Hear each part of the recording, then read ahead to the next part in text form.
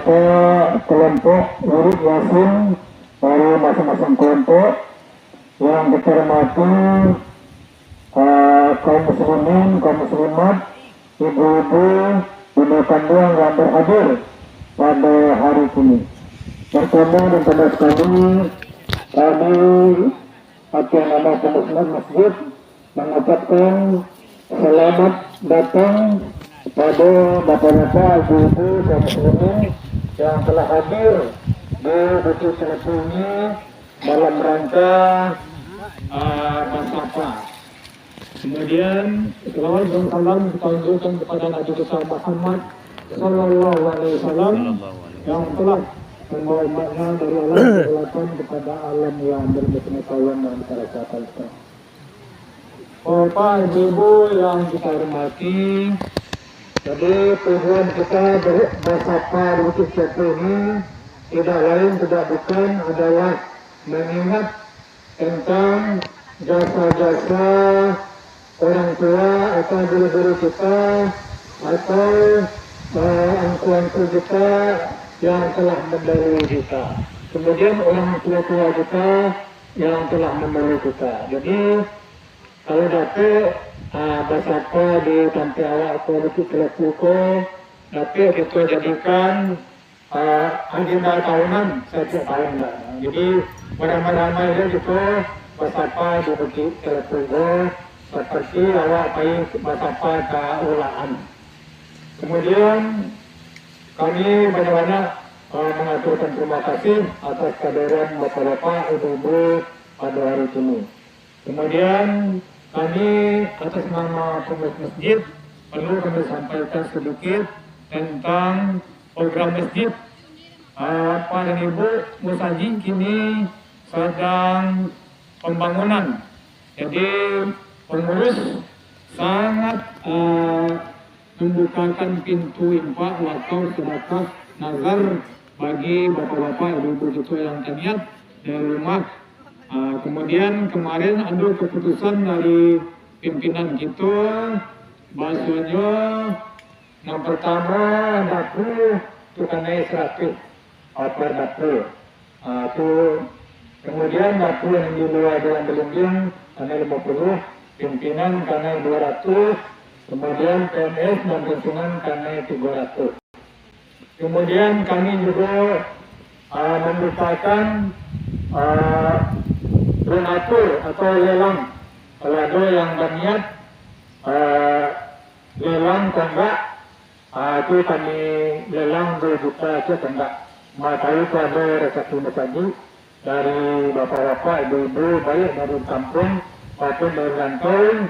Dan mari itu kuatkan kesatuan dan kesatuan untuk membangun masjid awak sehingga nanti masjid awak bisa indah, bagus seperti masjid orang-orang lain.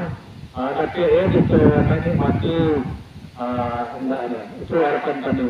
Jadi bersaji mencari peti ini 2M lebih, peti baru tapi lebih kurang dari 50. Lepas saja 135 Pak Ibu. Kemudian alun dari bahan, alun tenggak katanya, alun tebak. Mungkin itu dari kami sedikit tentang program masjid. Dan mari kita agendakan Basapa untuk menjadikan agenda tahunan. Dan mari kita perkembang pelebar untuk tahun-tahun ke depannya. Itu saja yang dapat saya sampaikan, lebih dan kurang maaf. Kami sudahi, wabillahi taufiq wal hidayah. Wassalamualaikum warahmatullahi wabarakatuh. Waalaikumsalam warahmatullahi wabarakatuh.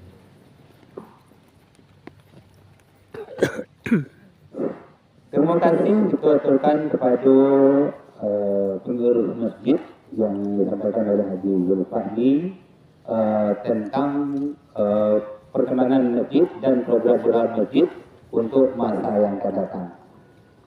Selanjutnya kita masuk kepada acara ketiga, yaitu kita minta kepada Angku Suto Malano untuk menceritakan banyak sekecilnya sejarah ringkas dari angku akramat nambah kubur di Bukit Telepo itu dan pandai bulannya lah Rekap sih biar. Duduk lah. Ali telur tegak ali. Jangan panjang. Jangan panjang. Gemek. Ya gemek. Bismillahirrahmanirrahim. Assalamualaikum warahmatullahi taala wabarakatuh. Waalaikumsalam. Alhamdulillahilladzi hadana li hadza wa ma kunna linahtadiya laula an hadana Allah. Asyhadu an la ilaha illallah wahdahu la syarika lah wa asyhadu anna Muhammadan abduhu wa rasuluh la nabiyya ba'dah. Amma ba'd.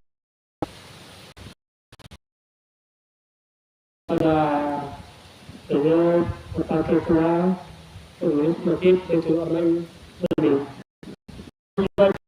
Pada beliau Khatib Intan. Dan juga terima kasih pada bapak-bapak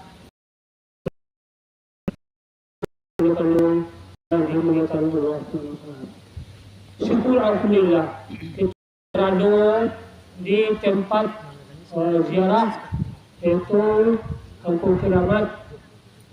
Kita bilang Kampung Keramat sejak dulunya dari Rungkut Murika bilang Keramat.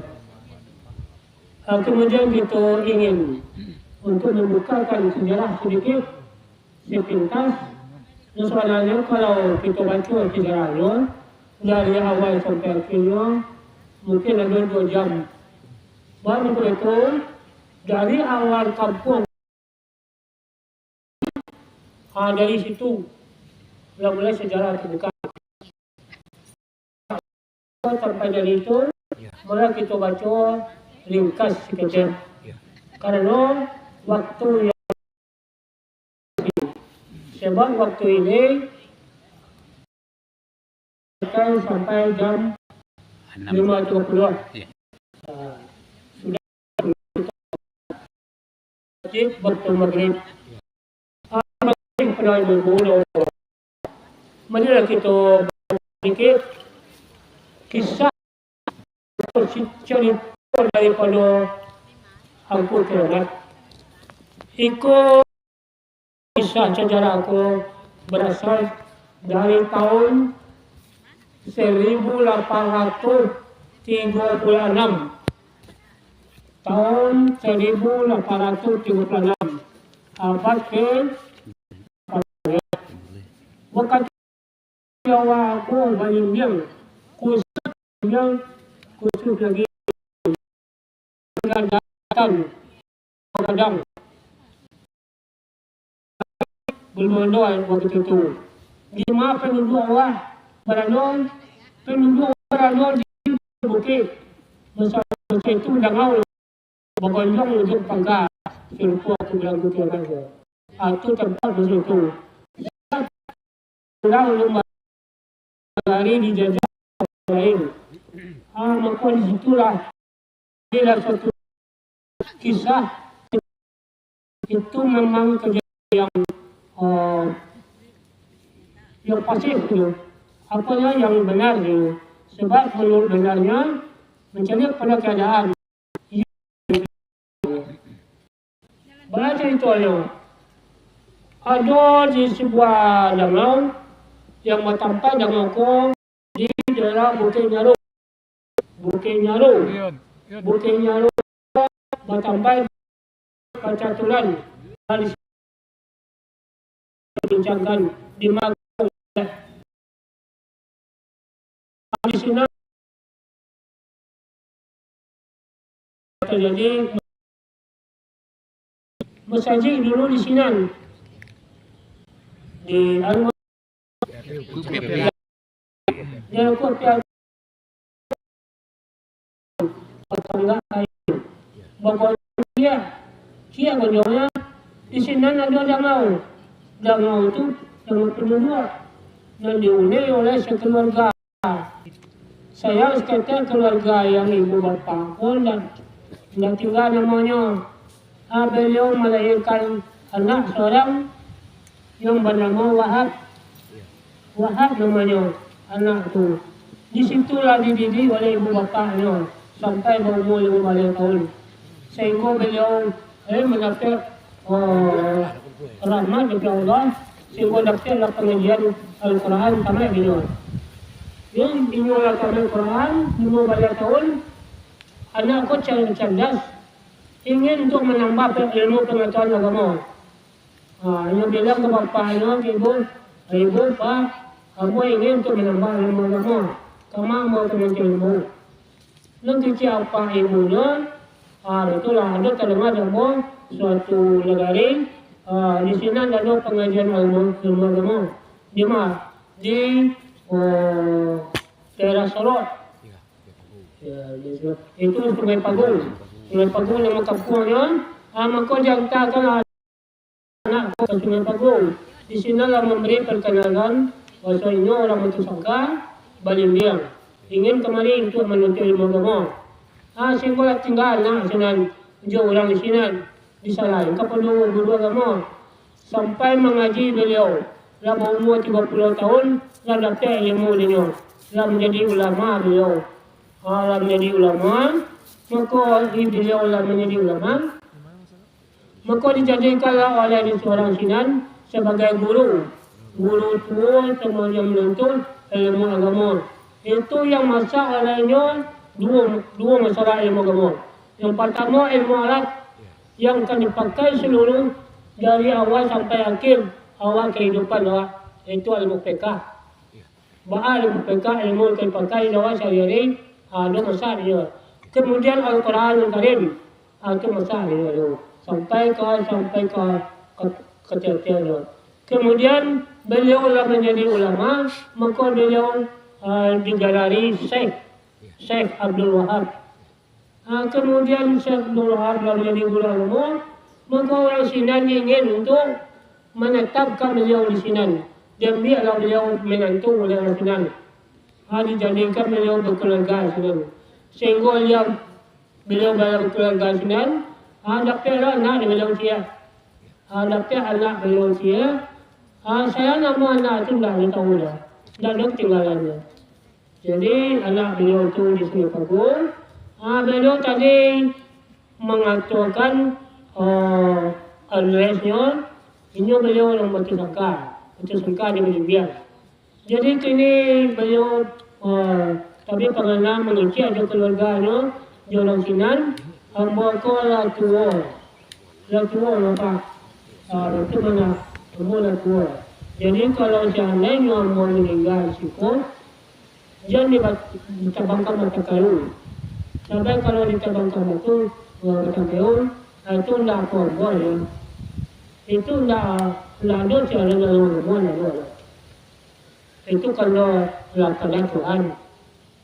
Jadi beliau meninggal dan beliau meninggal lagi itu. Setelah meninggal, kalau banyak kedatangan masyarakat ketempatnya, sehingga sibuk orang meninggalkan rumah menggali kubur. Orang sibuk menggali kubur siap, ini akan diambil oleh akan dimandiin. Kain kapan sudah disiapkan, akan diambil oleh beliau. Sehingga dia buka kain amparannya, sehingga beliau kan tak ada bersuara. Tak ada bersuara di bujulannya. Kain saja yang tinggalnya. Jadi kain saja yang tinggal akan hanya berwasiat kepada anaknya. Anaknya tahu bahawa jangan ditabang macam kayu. Kalau meninggal, orang mau kampung, boleh Batu Sangka di Balimbiang. Maka lah sibuk orang Cilon. Baiklah disuruhnya dia orang anak untuk mengabak.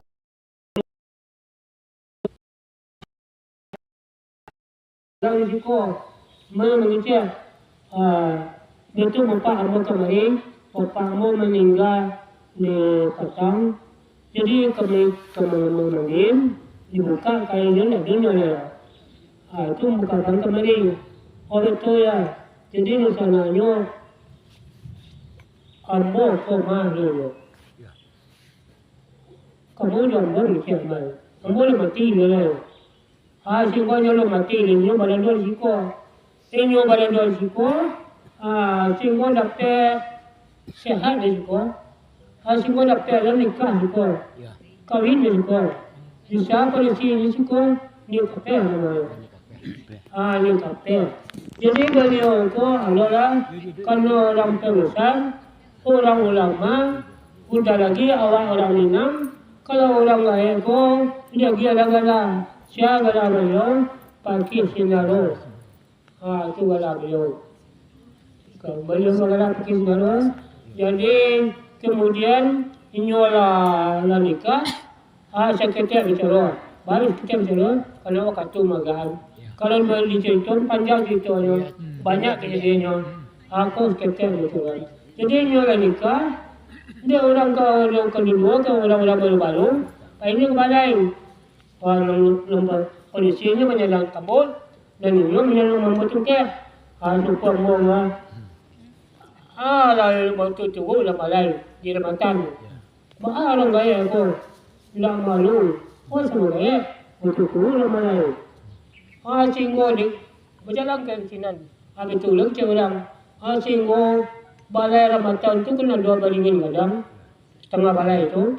Jadi dia orang gaya ko keluar dari balai. 6 baringin ko sujud. Ruku orang balai semua. Sehingga orang dalam balai ko lagi susah. Siapa yang ngecek kata dia mamanya orang gaya ni. Cari dia orang gaya tu. Boleh kau minta maaf punya. Dia cari keluar dia orang balai dia orang main tadi. Dapat dia bawa ke balai dia. Ampun gaya, ampun buku, ampun aku jadi mat. Kini kami minta ampun. Jadi nyola minta ampun dia maaf yang aku tadi dia maaf. Sehingga baringin tu naik balik. Tagak balik orang balai lah sapakul dia. Sehingga nyola berucap sampai kini orang balai tu tak ada namanya orang lain. Siapa gaya, siapa dulu. Tetap dia lebih itu kini. Makanya banyak kenikmatan beliau, keramat banyak. Bahaya berkeramat seperti beliau. Kalau keramat dibaca kepada ulama, kalau mukjizat ke Rasulullah, ke Nabi, kalau lain kalau lukung kadang, orang lain wajib syirik atau laknat juga. Ini tiba macam mana keramat, laknat. Mujizat itu harus kita pelajari. Jadi sesuai anjuran dari Pak Ketua tadi, jika nanti kita baca lepas panjangnya, bahas sejarah awalnya, bahas akhirnya. Nanti kita sambung. Cukup demikian. Wassalamualaikum warahmatullahi wabarakatuh. Waalaikumsalam warahmatullahi wabarakatuh. Lalu ketik lah. Lalu Batik tu.